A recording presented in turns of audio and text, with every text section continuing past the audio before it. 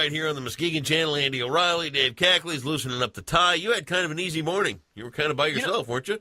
No, not well. We were out at the Coast Guard Fest in Grand Haven. Well, Dan and Lauren were. Yeah. And Aaron and I were tucked back in the studio. But we just got this. Dan and I actually just got this new edict from our boss. Our boss is a good guy.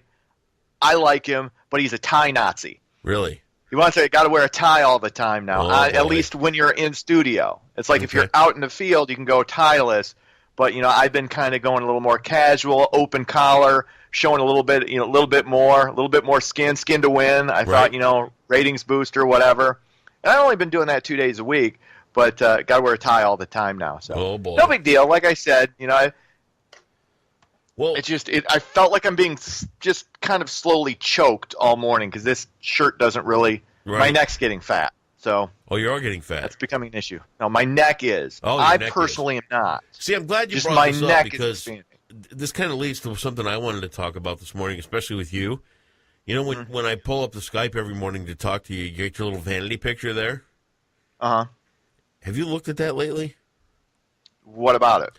Well, your eyes are puffy, and you look like you're kind of grimacing, and it's just not a very flattering picture of you. You don't think it's a flattering picture? I think I need to take a new. I need to take a new. Well, I don't think you need to. But I think knowing you and you're insanely, let's face it, you're kind of vain. Okay. It's a bad picture of you. Okay. It really is, and I don't want you because God only knows what you're doing with Skype when I'm not here. I can only imagine. I'm doing nothing. Oh, sure. I do nothing. I don't know what you're insinuating. insinuating. Tried to get. Hey, I try to get nothing. I'm busy working on news stories and Dave, keeping up on current events. Dave, you can insinuate what you want to insinuate. Dave. I am. Come on. I'm not going to comment on such. Let's be honest here. Such insinuations. Yeah. No, you're at home on your dial-up AOL going, hey, look. Shut up. Dear Ukrainian, I get it. And you probably want to straighten that picture out a little bit. All right, I'll think about that. Thanks for telling me that. You look like this. Okay, yeah. Yeah, I think I was going, I didn't want to smile, but I didn't know what kind of face. I never know what kind of face for pictures I should put out. Should I give you the smile? Should I give you the kind of smirk? Should I have a serious face? I don't know. I'm not very photogenic. I don't photograph that well. Well, just Whereas I, on the other hand, I've always got the look. You do, yes. You've got something. You've got more character to your face than I do. You just do. Hey, dude, what can I say? I'm beautiful. Don't hate me. Whatever. What are we gonna do? Some news? Let's do it. You're not self-conscious or anything at this point, are you? Oh, I've been self-conscious for about 20 years, so yes. Anthony Scaramucci is... I can see all your feelings when you tip your head up like that. Okay, whatever. Anthony Scaramucci is out as White House Communications Director after 10 days. Scaramucci's ouster is the most recent high-profile departure from the Trump White House. Reince Priebus resigned as Chief of Staff at the end of last week. John Kelly took over on Monday. It was interesting. Scaramucci was there during Kelly's little ceremony. Yeah. First order of business for Kelly was to fire Scaramucci, like almost immediately, like right after his little ceremony. Yeah, you're gone. I don't know who. Yeah. I don't know who made the tweet yesterday, but the tweet of the day yesterday was that if you bought milk on the day Scaramucci was hired, it's still good. It's funny. I mean, John Kelly, by most accounts, a good dude. He's gonna kind of supposed to solidify things and kind of shore things up, stop leaks, stop everything that's going on. Well, to me this is a wait and see presidency. You know what? I have no idea. This John Kelly thing tells me one thing. Donald Trump has got no control over anything in that White House, and they needed to bring somebody in that can. Absolutely. I think Trump himself recognized this is out of control. I can't control it. I can't. He's got so many factions that. In other words, Don, you're a puppet now, and that's exactly what it's going to be. And maybe that will be for the best. I have no idea. No clue. I'm Donald Trump. Here's your reward. Thank you. That's going to be his presidency right there.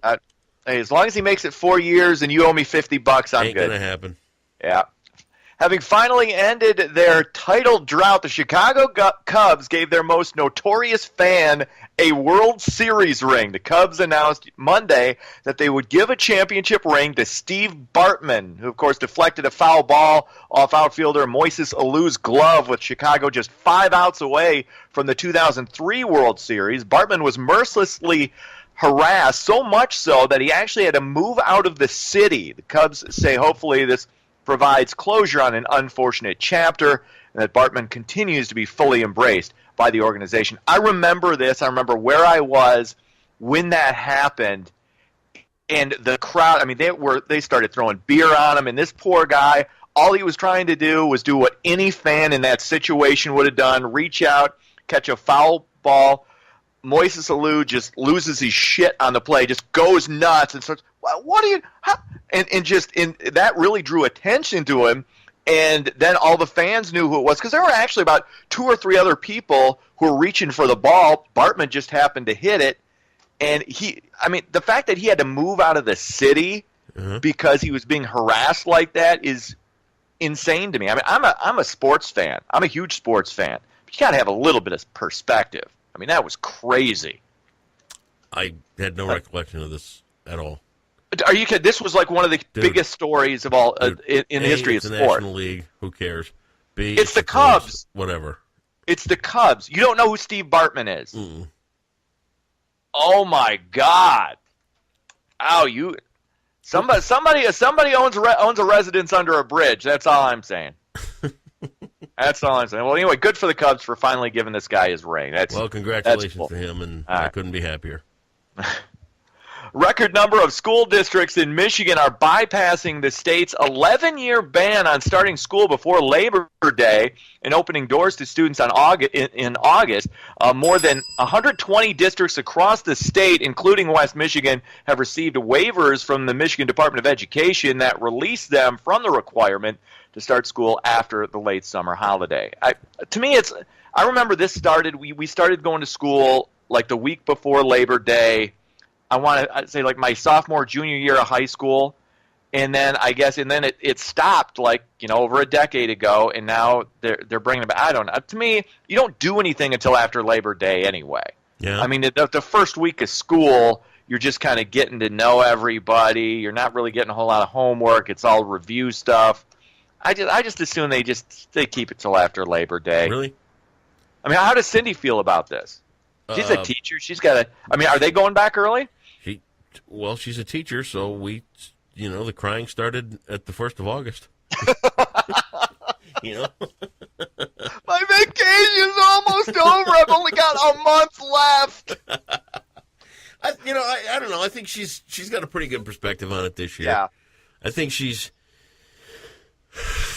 I'd say she's probably down to the last 5 years of, her working years. So, it's a perspective thing. You're in the home stretch, if you will, and good for her. Absolutely. It's one of them deals where you substitute taught here and there. Yeah. So that's a tough gig. I have a lot of respect for it. Is. It's not easy. I was a good substitute. I don't know if I would have been a good teacher because I wasn't passionate enough about teaching. I think that's just one of those professions, whether you're a teacher, if you're a doctor, if you're a pastor, something like that, where it's all consuming all the time. Right. So you kind of need that long break that you get. But I just assume they wait till Labor Day to have the kids go back. I just don't think I don't think you.